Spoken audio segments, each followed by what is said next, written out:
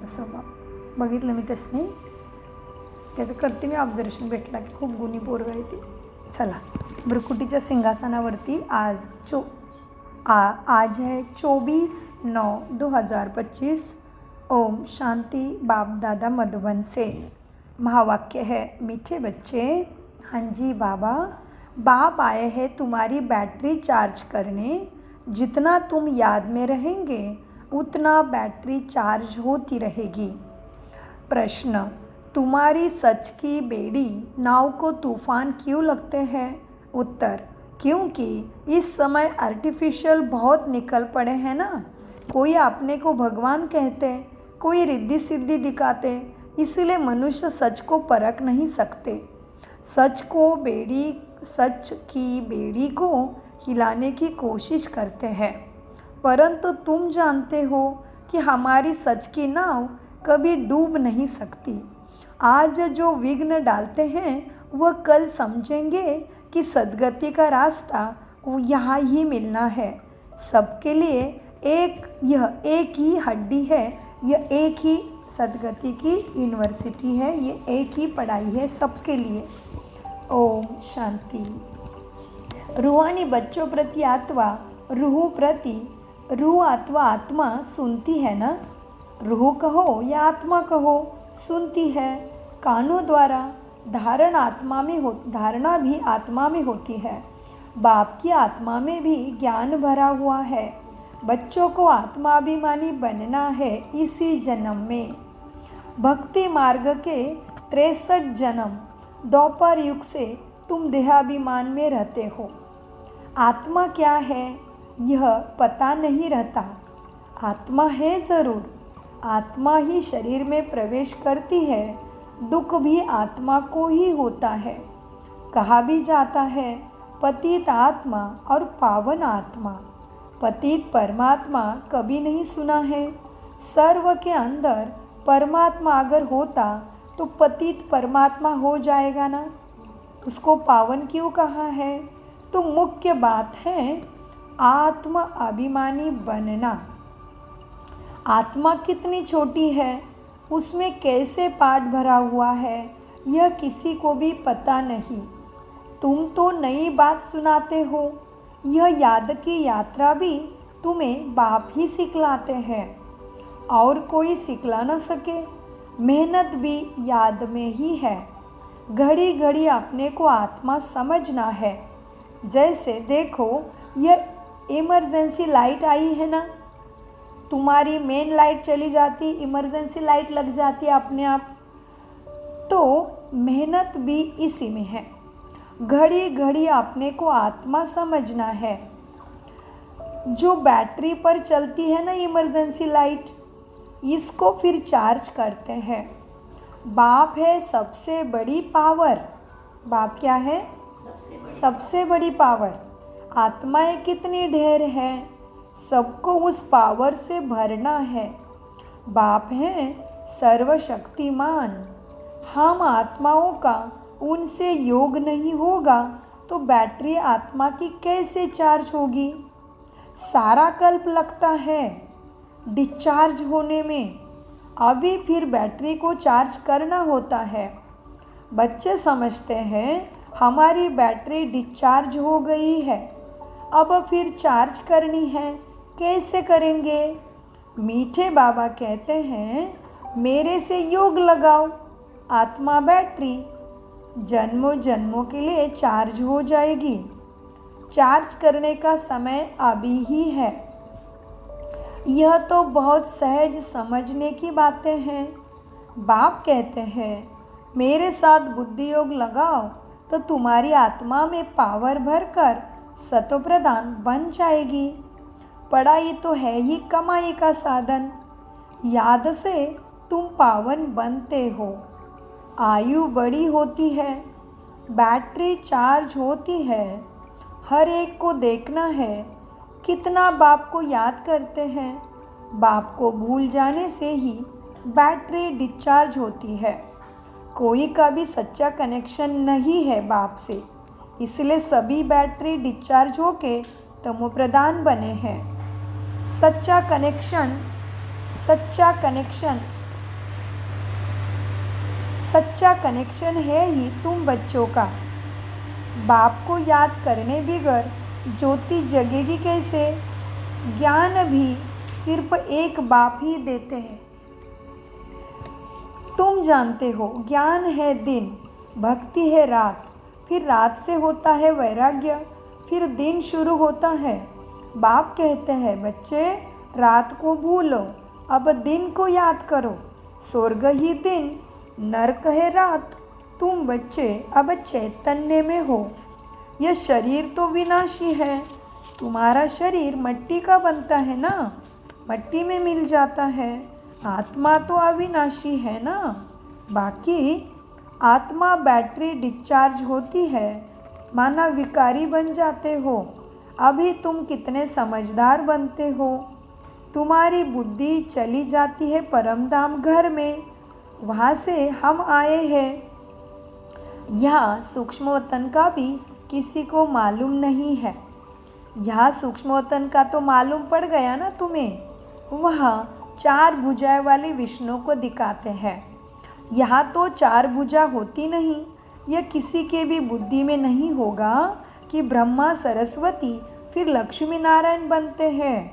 इसीलिए विष्णु को 4 भुजा दी है। सिवाय बाप के कोई समझा ना सके कि चतुर्भुज विष्णु क्या है। आत्मा में ही संस्कार भरते हैं। आत्मा ही तमो प्रधान से फिर सतो प्रधान बनती। आत्माएं ही बाप को बहुत पुकारती है, ओ बाबा हम डिस्चार्ज हो गए हैं, अब आप आ जाओ, हमको चार्ज होना है। अब बाप कहते हैं, बच्चे जितना याद करेंगे उतना ताकत तुम्हारे में आएंगी, तुम चार्ज हो जाओगे। बाप से बहुत लव होना चाहिए। बाबा हम आपके हैं, आपके साथ ही घर जाने वाले हैं। जैसे पियर घर से ससुर घर वाले ले जाते हैं ना, यहाँ तुमको 2 बाप मिले हैं। कितने बाप मिले? 2। श्रृंगार करने वाले। श्रृंगार भी अच्छा चाहिए ना, अर्थात कैसा श्रृंगार होना है? सर्वगुण संपन्न बनना है। सो अपने से पूछना है, मेरे में कोई अवगुण तो नहीं है ना? मनसा में भला तूफान आते हैं, कर्मना से कुछ नहीं करता हूँ ना? चेक करो, किसी को दुख तो नहीं देता हूँ ना? बाप है दुख हरता, सुख करता। हम भी सबको सुख का रास्ता बताते हैं। बाबा बहुत युक्तियाँ बतलाते ही रहते हैं। तुम तो हो सेना, तुम्हारा नाम ही है ना प्रजापिता ब्रह्मा कुमार कुमारियाँ। कोई भी अंदर आए, पहले पहले तो यही पूछो कि कहाँ से आए हो, किसके पास आए हो? कहेंगे हम बीके के पास आए हैं। अच्छा, ब्रह्मा कौन है? प्रजापिता ब्रह्मा का नाम कभी सुना है क्या? पूछो उसको। हाँ, प्रजापिता के तुम बच्चे हो ना। प्रजा तो सब हो गए ना। तुम्हारा बाप है, तुम सिर्फ जानते हो कि शिव बाबा तुम्हारा बाप है। ब्रह्मा भी ज़रूर किसी का बच्चा ही होगा ना। उनका बाप का कोई शरीर तो देखने में नहीं आता। ब्रह्मा विष्णु शंकर इन तीनों के ऊपर है शिव बाबा। शिव बाबा का कोई बाप नहीं है। त्रिमूर्ति शिव कहा जाता है। तीनों का रचयिता बाबा ही है। कौन तीनों का? ब्रह्मा विष्णु शंकर का भी रचयिता शिव बाबा है। ऊपर में एक शिव बाबा, फिर है 3 जैसे शिजरा होता है ना, ब्रह्मपुरी है, विष्णुपुरी, शंकरपुरी। उसके बाद फिर तुम्हारा घर शांति धाम है। ब्रह्मा का बाप ज़रूर भगवान ही होगा ना, वह है आत्माओं का भी पिता। अच्छा, फिर ब्रह्मा कहाँ से आया? बाप कहते हैं, मैं प्रवेश कर इनका नाम रखता हूँ ब्रह्मा। तुम बच्चों के नाम रखे तो इनका भी नाम रखा ब्रह्मा। कहते हैं, यह मेरा दिव्य अलौकिक जन्म है। मैं ब्रह्मा में आ जाता हूँ। तुम बच्चों को तो एडॉप्ट करता हूँ। बाकी इनमें प्रवेश करता हूँ, फिर तुमको सत्य ज्ञान सुनाता हूँ। इसलिए यह हो गए बाप दादा। जिसमें प्रवेश किया है उनकी आत्मा तो है ना शरीर में, उनके बाजू में आकर मैं शिव बाबा बैठता हूँ। दो आत्माओं का पाठ तो यहाँ बहुत चलता है। आत्मा को बुलाते हैं तो आत्मा कहाँ आकर बैठेगी? ज़रूर ब्राह्मण के बाजू में आकर बैठेगी ना। यह भी दो आत्माएं हैं, बाप शिव बाबा और ये ब्रह्मा दादा। इनके लिए बाप कहते हैं, बच्चे अपने जन्मों को नहीं जानते हो ना। तुमको भी कहते हैं, तुम भी अपने जन्मों को नहीं जानते थे, तो ये ब्रह्मा भी अपने जन्मों को नहीं जानते थे। अब स्मृति आई है, कल्प कल्प 84 चक्र लगाया है, कल्प कल्प का 84 का चक्र लगाया, फिर वापस जाते हैं। यह है संगम युग। अब ट्रांसफ़र होते हैं, योग से तुम सत्वप्रधान बन जाएंगे, आत्मा बैटरी चार्ज हो जाएगी, फिर सतयुग में आ जाएंगे। बुद्धि में सारा चक्र फिरता रहता है, डिटेल में तो नहीं जा सकेंगे। झाड़ की भी आयु होती है ना, फिर सूख जाता है। यहाँ भी सब मनुष्य जैसे तमो प्रधान सूख गए हैं, सब एक दो को दुख देते रहते हैं। अभी सबका शरीर खल्लास हो जाएगा, बाकी आत्माएं चली जाएगी। यह ज्ञान बाप के सिवाय कोई दे न सके। बाप ही विश्व की बादशाही तुम्हें देते हैं। उनको तुम्हें कितना याद करना चाहिए। याद में न रहने से माया का थप्पड़ लग जाता है। सबसे कड़ा थप्पड़ है विकारों का। युद्ध के मैदान में तुम ब्राह्मण ही हो ना, तो तुमको ही तूफान आएंगे माया के, तो तुमको ही याद के बल से माया को जीतना है। सभी मनुष्य के अंदर में देखेंगे तो ब्राह्मणों को ही माया के तूफान ज़्यादा आएंगे, क्योंकि तुम इतने ऊंचे भी बनते हो, तो तुम्हारे जन्म भी ज़्यादा है, तो तुम्हारा सबके साथ हिसाब किताब भी इतना है। इसीलिए तुमको ही माया की थप्पड़ लगेगी, तुमको ही तूफान आएंगे। ओहो मीठे बाबा, मेरा ही संकल्प चला कल कि बाबा बाकी तो दुनिया कहीं कहीं फ्रेंड्स कितने सुख में रहते हैं, और हमें क्यों ऐसा जल्दी उठो, ये नहीं खाओ, वो नहीं खाओ, संकल्प ध्यान रखो, ये वो ऐसे संकल्प हमारा चला। तो उत्तराय मतलब वो संकल्प उसको पहुँच रहा है। हाँ, बाबा के रूम में बैठ के जो भी संकल्प कर रहे उसको पहुँच रहा है। हमारे संकल्प चले थोड़े कि बाबा हमें कितना ध्यान रखना पड़ता है, पवित्रता के लिए भी बहुत ध्यान रखना पड़ता है। बिल्कुल दृष्टि में भी शरीर ना दिखे, आत्मा भाई दिखे, है ना। बच्चों के साथ भी डील करना, हिसाब किताब भी है, दुनिया के वातावरण भी ऐसे वैसे है, खान पान का भी ध्यान रखना है, ऐसे अशुद्ध हाथ का खाना भी नहीं खाना है। हमें ऊंचा टीचर भी बनाया है तो जिम्मेदारी भी है, सबको पालना भी देना है, खुद का हिसाब किताब चुकतो करना है, अटेंशन भी रखना है। तो बहुत जागरूकता रखनी पड़ती है ना, दृष्टि से लेके वृत्ति तक, स्मृति तक और समृद्धि तक। तो हमारा ही विचार चला तो बाबा ने एक्यूरेट उत्तर दिया कि तुम बड़े हो, तुम कब से आए हो जन्म मृत्यु के खेल में, तो तुमने राजाई किए है ना, तो तुम्हें ही माया ज़्यादा लगेगी, क्योंकि खेल भी बड़ा किया है। तो बाबा थैंक यू, हमारा विचार चला तो बाबा ने उसका समाधान भी मुरली में झटके से दे दिया। वाह बाबा वाह, क्या बात है, भगवान हमें मिल गया, हमारे मन को जानता है। वाह, ऐसा भाग्य सबको मिले। शुक्रिया बाबा, शुक्रिया। मीठे बच्चे, याद में न रहने से माया का थप्पड़ लग जाता है। सबसे कड़ा थप्पड़ है विकारों का। युद्ध के मैदान में तुम ब्राह्मण ही हो ना? हाँ जी बाबा, अभी पता चला, हम तो भूल गए थे हम युद्ध के मैदान में हैं। हाँ, युद्ध के मैदान में तुम ब्राह्मण ही हो ना, तो तुमको ही तूफान आएंगे, परंतु कोई विकर्म नहीं करना है। फिर से अटेंशन, कुछ भी हो जाए माया लड़ने आएगी, फिर भी उसके साथ लड़ना भी बस सावधानी से, युक्ति से है, विकर्म नहीं होना चाहिए। हाँ, परंतु कोई विकर्म नहीं करना है। विकर्म किया तो हार खाई, हो गया फेल। विकर्म किया तो हार खाई। बाबा से पूछते हैं, यह करना पड़ता है बाबा, बच्चे तंग करते तो गुस्सा आ जाता है, बच्चों को अच्छी रीति संभालेंगे नहीं तो खराब हो जाएंगे। बाबा को बोल रहे हैं कोई कि बाबा बच्चे तंग करते हैं तो उनके ऊपर गुस्सा आ जाता है, बच्चों को अच्छी रीति संभालेंगे नहीं तो खराब हो जाएंगे ना, फिर बिगड़ पड़ेंगे बच्चे हमारे। तो बाबा कहते हैं, बच्चे कोशिश करके थप्पड़ नहीं लगाओ। श्री कृष्ण के लिए भी दिखाते हैं ना, ओखली से बांधा, उसको दुख नहीं दिया लेकिन कोई थोड़ा उसको नियंत्रण डाला।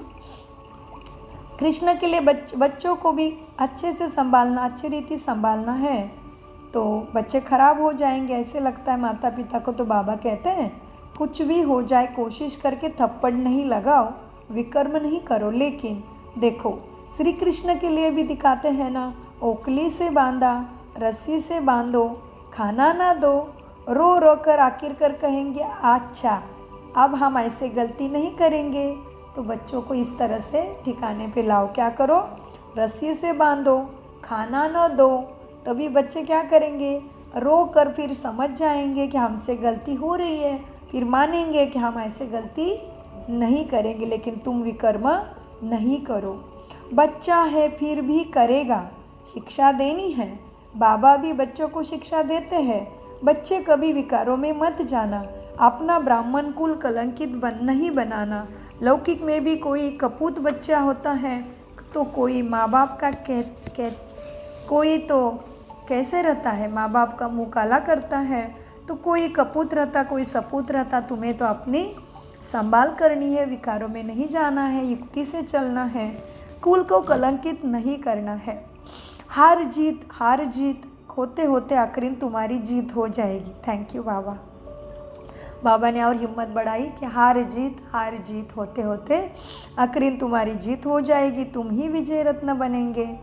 वाह, कितना बहुत पावरफुल शब्द, बड़े साधारण है लेकिन पावरफुल महावाक्य है, क्योंकि बाबा तो सभी आत्माओं के लिए जो चाहिए वही देते हैं मुरली में, है ना। हार जीत होते होते आखिर जीत हो जाएगी। सच की नैया है ना, सच की बेड़ी नाव है, तूफान बहुत आएंगे क्योंकि आर्टिफिशियल बहुत निकल पड़े हैं ना। कोई अपने को भगवान कहते हैं, कोई क्या कहते हैं, रिद्धि सिद्धि वाले भी बहुत है, साक्षात्कार भी कराते हैं। बाप आते ही हैं सर्व की सद्गति करने। फिर न तो यह जंगल दुख का रहेगा, न जंगल में रहने वाले रहेंगे। अभी तुम हो संगम पर। हाँ जी बाबा, कहाँ हो मीठे बच्चे, संगम पर। दूसरे सब जंगल में है, जिनको ज्ञान नहीं मिला, भक्ति में पड़े हैं, रिद्धि सिद्धि गुरु महाराज के पीछे पड़े हैं, आर्टिफिशियल भगवान के पीछे पड़े, उनके लिए संगम है, उनके लिए यह दुनिया जंगल है कांटों का। तो ना जंगल रहेगा ना जंगल वाले रहेंगे। लेकिन अभी तुम हो संगम पर, जानते हो कि यह पुरानी दुनिया कब्रिस्तान हुई पड़ी है, कोई मरने वाले से दिल थोड़ी लगाते हैं। ये दुनिया तो गई कि गई, विनाश हुआ कि हुआ। बाप आते ही तब है जब नई दुनिया पुरानी होती है। बाप को अच्छी रीति याद करेंगे तो तुम आत्मा बैटरी जल्दी चार्ज हो जाएगी। चार्ज होना माना आत्मा में सत्व प्रधानता आ जाएगी। आत्मा सत्व प्रधान माना क्या होगा, क्या है मीठे बच्चे आपका चिंतन। सत्व प्रधान हो जाएगी मतलब क्या होगा, आत्मा में 7 गुण। आत्मा के व्यवहार में क्या होगा, अभी से संगम से ही जैसे मम्मा बाबा दादियों ने किया, वैसे कोई भी परिस्थिति में आत्मा के अंदर सद्गुणों का ही आचरण होगा। 7 गुणों का, अष्ट शक्तियों का और बाबा के 7 का ज्ञान का ही आचरण होगा, उनका वो प्रभाव दिखेगा। कोई भी परिस्थिति रखो, आत्मा परिस्थिति में आत्मा अपने गुणों में ही व्यवहार करेगी। तो बाबा वो क्या हुआ, आत्मा की बैटरी आज से चार्ज हो गई, माना बाप जैसे गुणवान ज्ञानवान बन गई। तो बाबा कहते हैं बाप आते हैं तभी जब नई दुनिया पुरानी होती है। बाप को अच्छी रीति याद करेंगे तो तुम आत्मा की बैटरी चार्ज होगी। भले वाणी तो बहुत अच्छी चलाते हैं, आ गए हमारे ऊपर ही क्या बोला, भले वाणी तो बहुत अच्छे माना विश्लेषण करना, मुरली सुनाना, ये तो बहुत अच्छा। देखो आगे क्या कहते बाबा, बोले वाणी तो बहुत अच्छी चलाते हैं, परंतु याद का जौहर नहीं तो वह ताकत नहीं रहती है, जो जौहरदार तलवार नहीं है। बाप कहते हैं यह कोई नई बात नहीं है। 5,000 वर्ष पहले भी बाप आए थे। बाप पूछते हैं बच्चे तुम कब आए थे बाप के पास, तुम्हें बाबा कब मिले थे? हाँ, फिर बाबा ने बता दिया कि 5,000 वर्ष पहले भी मैं आया था। हाँ, तुम भी मेरे पास आए थे। फिर बाप पूछते हैं आगे कब मिले हो? बाबा पीछे नहीं बोलते, आगे कब मिले हो? 5,000 वर्ष पहले मिले हैं। बाबा ने पूछा हमें प्रश्न कि बच्चे आगे कब मिले हो? पीछे को आगे बोलते। बाबा आगे पीछे बोलता ही नहीं, क्योंकि वो जन्म मृत्यु में आता ही नहीं, तो वो सदा है ना, तो वो उतरता भी नहीं चढ़ता भी नहीं, इसलिए उसके लिए पीछे नहीं है। ज्योति को, प्रकाश को पीछे कुछ नहीं है, ज्योति ही ज्योति, उससे आगे उसका ये आगे ही है बस। इसलिए बाबा क्या कहते तुम आगे कब मिले थे? कब मिले थे? हम बाबा को 5,000 वर्ष पहले मिले थे, परंतु याद का जौहर नहीं तो वो ताकत अनुभव नहीं होती है, तो योग का जोरदार तलवार चाहिए। बाप कहते हैं बच्चे यह कोई नई बात नहीं है। 5,000 वर्ष पहले भी बाप आए थे, तो कहते हैं कल्प पहले हम मिले थे ना बाबा। कोई फिर कह देते ड्रामा आपे ही पुरुषार्थ कराएगा। अच्छा, अब ड्रामा पुरुषार्थ करा रहा है ना, तो करो, एक जगह बैठो, एक जगह बैठ तो नहीं जाना है। जिन्होंने कल्प पहले तीव्र पुरुषार्थ किया है वो ज़रूर करेंगे। अभी तक तो ऐसे तेज बच्चे आने वाले हैं, तो चलते चलते कोई बच्चे भाग भी गए, शादी आदि जाकर करी, उनका भी ड्रामा में ऐसा ही पाठ होगा। तो आकर फिर क्या करेंगे? फिर शादी वादी करेंगे, फिर समझेंगे अरे हमने क्या किया, फिर आके पुरुषार्थ करेंगे। ये भी होना है, बाप के पास ही सबको आना ही है, क्योंकि बाप के पास ही सबको पूछ लटकाना ही पड़ेगा, दूसरा मार्ग ही नहीं यहाँ से पार होने का। लिखा हुआ है ना, भीष्म पितामह आदि ने भी अंत में आते हैं।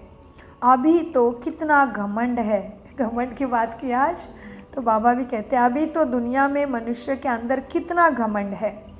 हाँ, वह घमंड उनों का पूरा हो जाएगा, ज़रूर बाप के पास ही आना पड़े। तुम भी 5,000 वर्ष के बाद पाठ बजाते हो, तुम राजाई लेते हो, फिर गवाते हो, ये खेल है। दिन प्रतिदिन सेंटर्स तुम्हारे बढ़ते जाते हैं। भारतवासी जो खास देवी देवताओं की पुजारी हैं उनको भी तुम्हें समझाना है। सतयुग में देवी देवता धर्म था तो उनकी पूजा करते हैं। क्रिश्चियन लोग क्राइस्ट की महिमा करते, हम आदि सनातन देवी देवता धर्म की महिमा करते हैं। वह किसने स्थापन किया? वो लोग समझते हैं कृष्ण ने स्थापन किया, तब उनकी पूजा करते रहते। तुम्हारे में भी नंबरवार है, कोई कितनी मेहनत करते हैं, कोई कितनी दिखाते हैं ना। गोवर्धन पर्वत को उंगली पर उठा लिया। अभी यह पुरानी दुनिया है, सब चीज़ों से ताकत निकल गई है। सोना भी खानियों में नहीं रहा है। स्वर्ग में तो फिर से सोने के महल बनते हैं। अभी तो गवर्नमेंट कितना टैक्स लगाकर गवर्नमेंट भी तंग हो जाती है, क्योंकि कर्जा देना पड़ता है, दूसरे देश से लेते हैं कर्जा। वहाँ तो तुम्हें सतयुग में आता धन है। दीवारों में भी हीरे जवाहरात लगे रहते हैं। हीरो की जड़ित का शौक रहता है, वह धन की कमी नहीं, कारून का खजाना रहता है। देखो अल्लाह अव्वल दिन की भी एक कहानी है ना, अल्लाह अव्वल दिन का भी एक खेल दिखाते हैं। उसने ठक करने से महल निकल आता है। यह भी दिव्य दृष्टि मिलने से स्वर्ग में तुम चले जाते हैं। वाह, अंडरलाइन, यहाँ भी दिव्य दृष्टि मिलने से तुम स्वर्ग में चले जाते। दिव्य दृष्टि आत्मिक ज्ञान, क्या होने से हम स्वर्ग में चले गए? हमें दिव्य दृष्टि मिलने से तुम स्वर्ग में चले जाते हो। वहाँ प्रिंस प्रिंसेस के पास मुरली आदि सब चीज़ें हीरो की रहती है। यहाँ तो कोई ऐसे चीज़ें पहनकर बैठे तो लूट कर ही ले जाएंगे, चुरा मार कर भी ले जाएंगे, लूटेंगे ज़रूर। वहाँ तो ये बातें होती नहीं। तुम्हारे जवाहरातों के महल थे। अकेले तो नहीं होगा ना राजा महल में, सभी का ही ऐसे होगा ना। उसको कहा जाता था स्वर्ग। तुम जानते हो बरोबर हम स्वर्ग के मालिक थे। जी बाबा, तुम जानते हैं हम स्वर्ग के मालिक थे, इसलिए तो अभी भी इतने सुखी और संपन्न है। हमने ये सोमनाथ का मंदिर बनाया था, यह समझते हैं हम क्या थे। फिर भक्ति मार्ग में कैसे मंदिर बनाकर पूजा की। आत्मा को अपने 84 जन्मों का ज्ञान है। कितने हीरे जवाहरात थे, सब कहाँ गए। आहिस्ते आहिस्ते सब खल्लास होते गए। मुसलमान आए, इतना तो लूट कर ले गए, तो कब्रों में जाकर हीरे लगाए, ताजमहल आदि उन्होंने बनाए। फिर कौन आया, ब्रिटिश गवर्नमेंट। कैसे ख़त्म हुआ बाबा बता रहे तुम्हारा। फिर ब्रिटिश गवर्नमेंट वहाँ से खोद कर ले गए। अभी तो कुछ भी नहीं है। भारत बेघर हो गया, कर्जा ही कर्जा लेते रहते हैं। अनाज चीनी आदि भी कुछ नहीं मिलता। अब विश्व को बदलना है, परंतु उनसे पहले आत्मा की बैटरी को ज़रूर सतप्रधान बनाने के लिए पावर हाउस से चार्ज करना है। कौन है पावर हाउस? बाबा। बाबा को याद ज़रूर करना है। बुद्धि का योग बाबा के साथ हो, उनसे ही तुम्हें स्वर्ग का वर्षा मिलता है। माया की इसमें लड़ाई होती है। आगे इन बातों को तुम थोड़ी ही समझते थे, अभी समझ गए हो ना। जैसे दूसरे वैसे तुम थे, अभी तुम हो संगम पर, वह सभी है कलयुग में। मनुष्य कहेंगे इनको तो जो मन में आता है सो कहते रहते हैं, लेकिन समझाने की भी तुम बच्चों में युक्ति चाहिए। धीरे धीरे तुम्हारे पास मनुष्य की वृद्धि होती जाएंगी। धीरे धीरे भगवान को सब पहचानेंगे। अभी बाबा बड़ी यूनिवर्सिटी खोल रहे हैं ना, इसमें समझाने के लिए चित्र भी तो चाहिए। आगे चलकर तुम्हारे पास ये सब चित्र ट्रांसलेट के बन जाएंगे, जो फिर तुमको समझाने में सहज हो जाएगा। जी बाबा, धीरे धीरे सब आज 140 आत्माओं ने जान लिया कि भगवान कैसे सद्गति करके स्वर्ग सुख हमें दे रहा है। तो तुम जानते हो हम अपनी बादशाही फिर से स्थापन कर रहे हैं। क्या कर रहे हैं? स्थापन बादशाही। तुम जानते हो हम अपनी ही बादशाही फिर से स्थापन कर रहे हैं। बाप की याद और ज्ञान से माया बीच में बहुत धोखा देती है। बाप कहते हैं बच्चे धोखे से ज़रूर बचते ही रहो। बाप कहते हैं बच्चा बन के बच्चे से माया के धोखे से बचते ही रहो। तो बच्चा बनना मतलब बाप को सदा याद रखने से माया के धोखे से बचते रहेंगे। बाप कहते हैं बच्चे धोखे से माया के बचते रहो। युक्तियाँ तो बाबा बहुत बतलाते हैं मुरली में। मुख से सिर्फ इतना बोलो कि बाप को याद करो तो तुम्हारे विकर्म विनाश होंगे और तुम ये लक्ष्मी नारायण बन जाएंगे। यह बैचेस आदि भगवान ने खुद बनाए हैं। कहाँ है बैच मीठे बच्चे का? यह बैचेस जो छाती पे लक्ष्मी नारायण का बैच है, शिव बाबा का बैच है, परमधाम का बैच है, वो ये बैचेस आदि भगवान ने खुद बनाए हैं। तो इनका कितना कदर होना चाहिए। जी बाबा। अच्छा, मीठे मीठे सिकिलते बच्चों प्रति माता पिता बाप दादा का याद प्यारा और गुड मॉर्निंग। रूहानी बाप की रूहानी बच्चों को नमस्ते। हम रूहानी बच्चों की रूहानी बाप दादा को याद प्यार गुड मॉर्निंग। नमस्ते प्यारे बाबा, नमस्ते। हम है आत्माभिमानी स्थिति से सत्य ज्ञान को समझते, धारण करते और कराते। धारणा, सर्व गुणों से अपना श्रृंगार करना है, कभी किसी को दुख नहीं देना है, सबको सुख का रास्ता तुम्हें ज़रूर बताना है। जी बाबा। सारी दुनिया कब्रिस्तान हुई पड़ी है, इसलिए इससे दिल नहीं लगानी है। ये कब्रिस्तान से दिल लगाने से क्या नुकसान होगा? हाँ, कब्रिस्तान से दिल नहीं लगानी बाबा धारणा में कहते हैं। अगर हमने कब्रिस्तान से दिल लगाया तो क्या नुकसान होगा हमारा? श्वास, समय, संकल्प व्यर्थ जाएंगे और हम ब्राह्मणों का एक एक सेकंड एक वर्ष के बराबर है ना। तो इसी छोटे से संगम में कितनी आयु है बाता नहीं है, इतने छोटे से संगम में हम जो कमाई करते हैं वो 5000 साल तक आत्मा में वो सतुगुणों का प्रारब्ध रहता है। इसलिए बाबा कहते हैं बच्चे सारी दुनिया कब्रिस्तान हुई पड़ी है, इसलिए इससे दिल नहीं लगानी है। स्मृति रहे कि अभी हम ट्रांसफ़र हो रहे हैं, हमें तो नई दुनिया में जाना है। वरदान, माया व विघ्नों से सेफ रहने वाले, माया व विघ्नों से सेफ रहने वाले बाप दादा की छत्र छाया के अधिकारी भव। लेते हैं वरदान, माया व विघ्नों से सेफ रहने वाले बाप दादा की छत्र छाया के अधिकारी भव। बाप दादा के छत्र छाया के अधिकारी भव। विस्तार, जो बाप दादा के सिकिलदे लाडले हैं, बहुत जोरदार। देखो हम उसमें है क्या, अपने आप चेक करो कि हम सिकिलदे लिस्ट में है क्या बाबा के। जो बाप दादा के सिकिलदे लाडले बच्चे हैं उन्हें बाप दादा की छत्र छाया अधिकार रूप में प्राप्त हो जाती है। जिस छत्र छाया में माया के आने की ताकत ही नहीं रहती, वह सदा माया पर विजय बन जाते हैं। यह याद रूपी छत्र छाया सर्व विघ्नों से बच्चों को सेव करा देती है। किसी भी प्रकार का विघ्न छत्र छाया में रहने वाले के पास आ नहीं सकता। छत्र छाया में रहने वालों के लिए मुश्किल से मुश्किल बात भी सहज हो जाती है। पहाड़ समान बात भी उनके लिए रुए के समान अनुभव होती है। जैसे आप परीक्षा पास करके आए हो तो पहाड़ आया था, मीठे बच्चों को पहाड़ भी रुए के समान अनुभव होता है। किन बच्चों के लिए, तो बाबा की छत्र छाया, भगवान की छत्र छाया मिले, भगवान का आशीर्वाद मिले, इसलिए दुनिया कितनी भक्ति कर रही है, अनेक प्रकार की भक्ति कर रहे हैं। हर महीने कितना सारा भक्तों का पुकार अलग अलग देवी देवताओं के द्वारा हो रहा है। तो भगवान की छत्र छाया का अधिकार क्या है, राज क्या है, उसकी याद में रहने वाले बच्चों को ताकत आती है और उसकी छत्र छाया ही याद है। हाँ, इसलिए बाबा ने कहा ये याद रूपी छत्र छाया सर्व विघ्नों से तुम्हें सुरक्षित सेफ कर देती है। याद रूपी छत्र छाया बोला है बाबा ने, तो याद माना हमारे ऊपर ही सब है।